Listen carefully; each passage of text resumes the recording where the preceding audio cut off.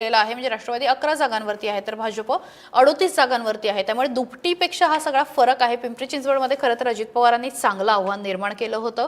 महेश लांडगे त्यांना तेवढ्याच आक्रमकपणे भेटले होते। अगदी अरेतुरेवरती हे सगळं भांडण झालेलं होतं। अरेतुरेवरती हे सगळं आलं।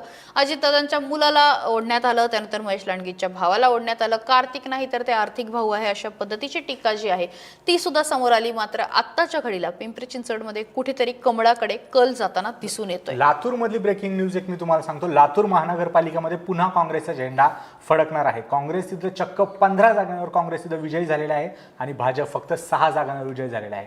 म्हणजे निकाल सुरू होताना 10, 10:30, 11 पर्यंत जे काही फिरत होते की भाजप तिथे काही जागांवर आघाडीवर आहे, मात्र आता निकाल जे आले ते मात्र त्याच्या विरुद्ध आले आहेत आणि अगदी 15 जागांवर काँग्रेस तिथे विजयी झालेला आहे। भाजपला फक्त 6 जागा घेता आल्या आहे। याचा अर्थ विलासराव देशमुख यांचा जो काही वारसा आहे तो अजून सुद्धा लातूरकरांच्या मनामध्ये जिवंत आहे। कारण की स्वतः रवींद्र चव्हाण भाजपचे प्रदेशाध्यक्ष जेव्हा तिथे गेले आणि ते म्हणाले की इथं आपल्याला एवढं काम करायचं आहे की विलासराव देशमुख यांच्या आठवणीच मिटून गेल्या पाहिजे। आता या वाक्याचा दुसरा काही अर्थ निघूही शकत नव्हता आणि त्या वाक्याची त्यांनी नंतर दिलगिरी व्यक्त केली। स्वतः मुख्यमंत्री देवेंद्र फडणवीस यांना चक्क लातूरमध्ये सभा घ्यायला जावं लागलं। म्हणजे तसं पाहायला गेलं तर त्यांच्या दृष्टीने एवढी महत्त्वाची मोठी महानगरपालिका नव्हती, पण रवींद्र चव्हाण यांच्या वक्तव्याची सावरासावर करायला ते तिथं गेले असं सुद्धा चित्र निर्माण झालं। तिथं गेले, त्यांनी माफी मागितली, विलासराव देशमुख यांचं योगदान त्यांनी अधोरेखित केलं।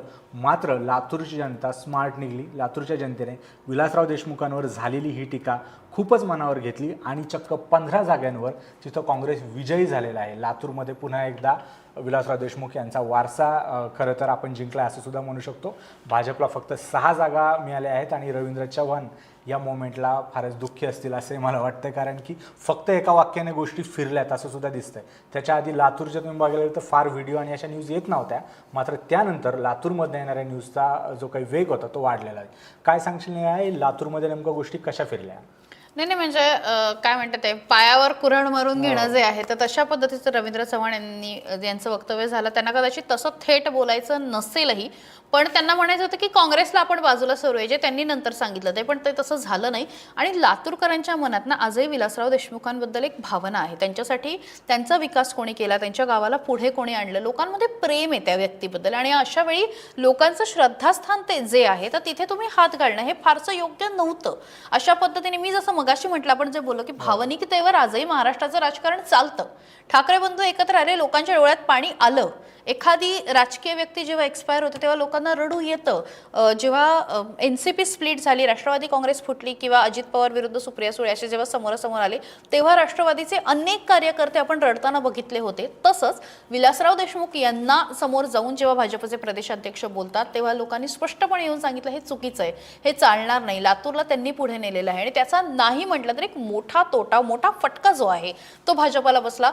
तिथे फडणवीसांनी जाऊन सारवासारव केली, यानंतर भाजपच्या नेत्यांनी सुद्धा केली, पण जे व्हायचं ते होऊन गेलं। आणि जे म्हणतात की जो हौच म्हणजे बूंद से गई वो हौच से नहीं आती, तर तशा पद्धतीचं सगळं झालं। आणि दुर्दैवाने आत्ताच्या घडीला भाजपला लातूरमध्ये पराभवाच्या छायेमध्ये भाजप आहे आणि कुठेतरी काँग्रेसला एक निर्णायक आघाडी जी आहे तर ती मिळालेली आहे।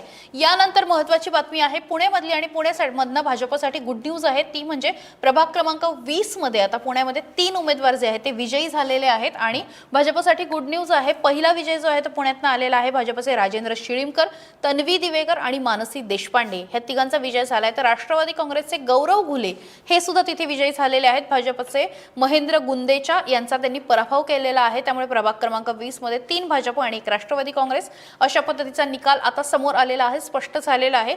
या उमेदवारांबद्दल पण सांगायला लागेल, राजेंद्र शिळीमकर हे भाजपचे जुने नगरसेवक आहेत। स्टँडिंग कमिटीवरती, स्थायी समितीवरती सुद्धा काम केलेलं आहे आणि महापौर पदाचे दावेदार म्हणून सुद्धा त्यांच्याकडे बघितलं जातं। जुने नगरसेवक म्हणून त्यांची ओळख आहे।